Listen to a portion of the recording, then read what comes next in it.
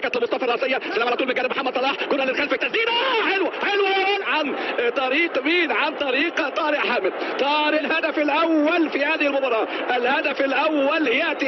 يا ولد يا ولد يا ولد، الهدف الاول، الكره قنبله لكن اتعملت حلوه قوي، دور النجم وقت مبكر. بص الكره صلحت حلوه قوي، حلوه قوي الكره من جانب، وكان سجله مرموش، والمره دي بقى طارق حامد حاجه لا واستغل الحقيقه المساحات، وجه طارق حامد وادي فرصه هدف جديد مع التسجيل، سجل ذهابا وسن الركنيه اللي اتلعبت عن طريق عمر مرموش، هدف اللي كان سجله في مباراه حلوه قوي ولمسها مصطفى، وبص لمست هنا في قدم المنتخب المصري واتعملت من محمد حمدي الركنيه، مصطفى محمد لمس يلعبها حلوه قوي مصطفى لصلاح، يا ولد يا ولد يا هادي، هذا رقم 51. لكن ايه المزاح للنصر لحبيبتي مصر مع الجمهور المصري الوفي. هنا جمله حلوه قوي، تحرك رائع، لمسه اهو، بص الدفاع المتواضع، اللحظات المنتخب المصري يؤكد الانتصار بهدف ثاني.